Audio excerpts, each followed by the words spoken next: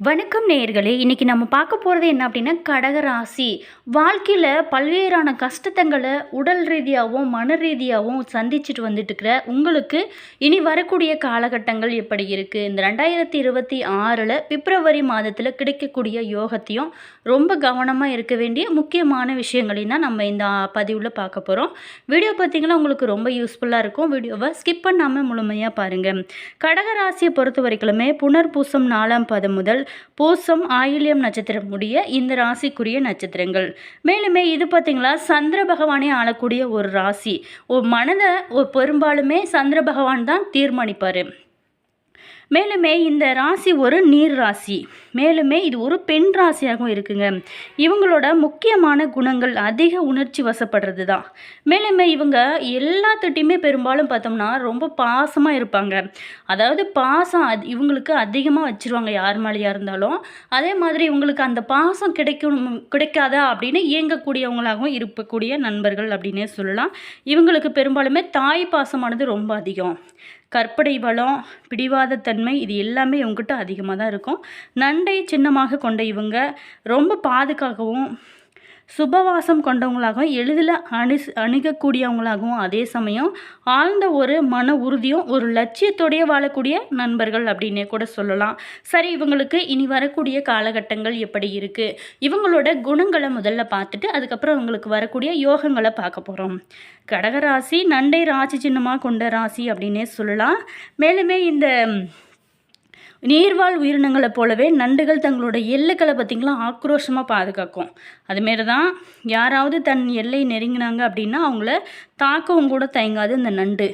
மேலுமே விருச்சிகம் மற்றும் மீனத்தை போலவே இது ஒரு நீர் ராசி அப்படிங்கிறதுனால ரொம்ப உணர்ச்சி வசப்படுவாங்க. கற்பனை சிந்தனைகளில் மூழ்குவாங்க.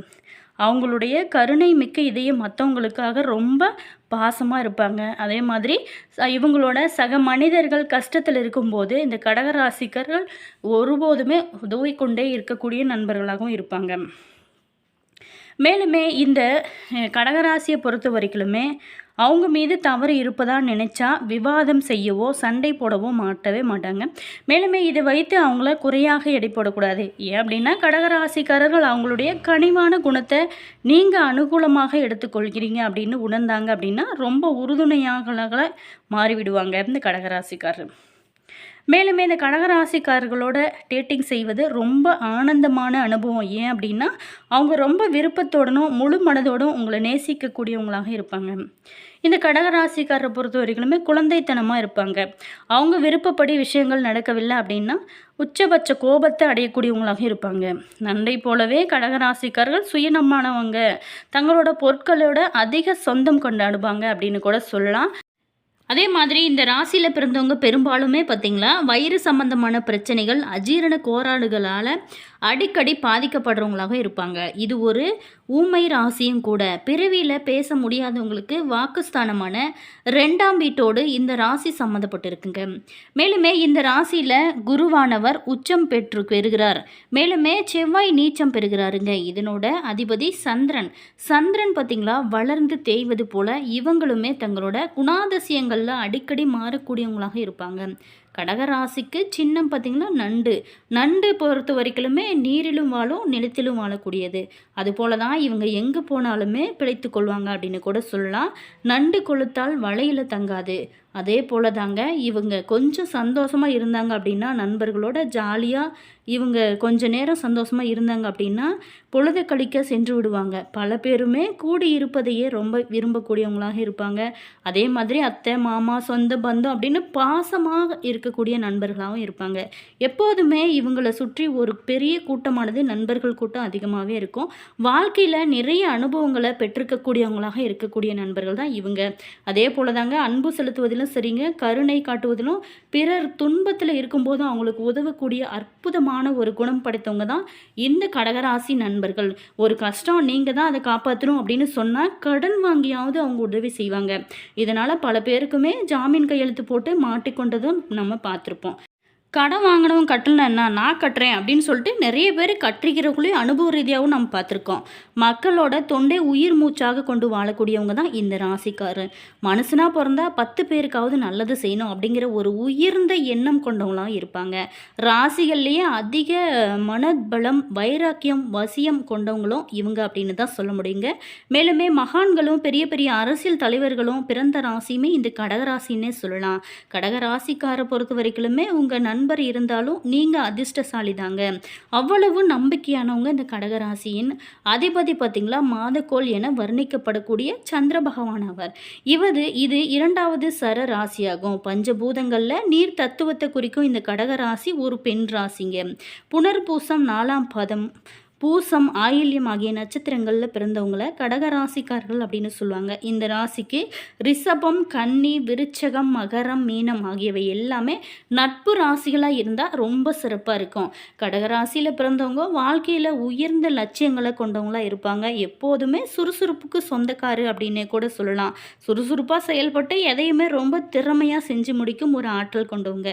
எல்லாத்திட்டையுமே ஏழை பணக்காரன் அப்படின்னு வித்தியாசம் பார்க்காம சகஜமாக பழகக்கூடிய ஒரு நண்பர்களாகவும் இருப்பாங்க. அதே மாதிரி எந்த ஒரு காரியத்திலுமே தீர ஆலோசித்து செயல்படக்கூடிய ஒரு குணம் படைத்தவங்க.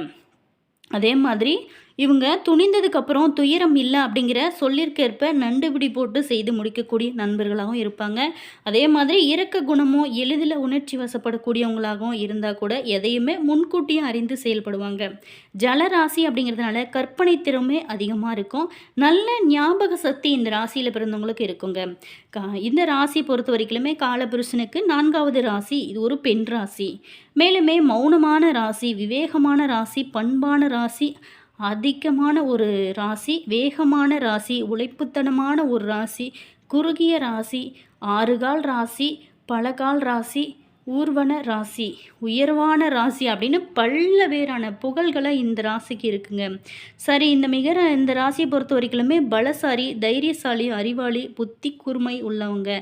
கலைகளில் இவங்களுக்கு ஆர்வம் அதிகரிக்கும். மேலுமே நீர் இருக்கும் பகுதியில் வாழ இவங்க ரொம்ப விரும்பப்படுவாங்க. நதிக்கரையோரம், கடல் கரையோரம் நண்பர்கள் அதிகமாக இருக்கும். அந்த மாதிரியான இடங்களில் தான் இவங்க ரொம்ப பெரும்பாலுமே விரும்புவாங்க. வாழ்க்கையில் அதிர்ஷ்டமோ துரதிர்ஷ்டமோ இவங்களோட வாழ்க்கையில் கலந்துக்கு தான் இருக்கும். குடும்ப பாசம் உடையவங்க, குழந்தைங்கிட்ட அதிகமாக அன்பாக இருப்பாங்க. அதே மாதிரி சொந்த பந்தங்கிட்ட ரொம்ப பாசமாக இருக்கக்கூடிய நண்பர்கள் இவங்க அப்படின்னு சொல்லலாம். சரி, விஷயத்துக்கு வருவாங்க. இந்த கடகராசி நேயர்களுக்கு இந்த பிப்ரவரி மாதத்தில் கிடைக்கக்கூடிய யோகங்களை பார்க்கலாம். 9 கிரகங்களுமே பார்த்திங்களா ஒரு சில குறிப்பிட்ட கால இடைவெளியில் பெயர்ச்சியாவது வழக்கம்தான். இந்த கிரக மாற்றமானது 12 ராசிக்காரர்களுக்குமே அதனோட தாக்கத்தை ஏற்படுத்தும். சில ராசிக்காரருக்கு பார்த்திங்களா சுப பலன்களையும், சில ராசிக்காரர்களுக்கு அசுப பலன்களையும் கொடுக்கும். இந்த பிப்ரவரி மாதத்தில் குரு பகவான் மிதுன ராசியில் இருக்க போகிறாருங்க. சந்திரன் தன்னுடைய கடக ராசியில் ஆட்சி வீட்டில் அமரப்போகிறாரு. சொந்த வீட்டில் ஆரம்பித்து சொந்த வீட்டிலேயே இந்த மாதத்தை பார்த்திங்களா நிறைவு செய்ய போகிறாரு. இதனால் நம்மளுடைய கடகராசி நேயர்களுக்கு கிடைக்கக்கூடிய யோகங்களை பார்க்கவும். கடகராசியை பொறுத்த வரைக்குமே கால் வைக்கக்கூடிய இடம் எல்லாமே கண்டோம் அப்படின்னு சொல்லலாம். மேலுமே திடீர் அதிர்ஷ்டமும் காத்திருக்கு. அது என்ன அப்படிங்கிறத பார்க்க போகிறோங்க. இந்த கடகராசியை பொறுத்த வரைக்குமே குடும்பம் தொடர்பான விஷயத்தில் ரொம்ப கவனமாக இருப்பாங்க. அதே மாதிரி ரொம்ப பாசமாகவும் இருப்பாங்க. மற்றவங்களால் அதே கணவன் மனைவிக்குள்ளே பிரச்சனைகள் வருவதற்கான வாய்ப்பு இருக்குங்க. அதே மாதிரி மனஸ்தாங்கள், மன கஷ்டங்கள் இது எல்லாமே ஏற்படக்கூடிய ஒரு சூழலானது இருக்குது. ஸோ ரொம்ப கவனமாக இருங்க.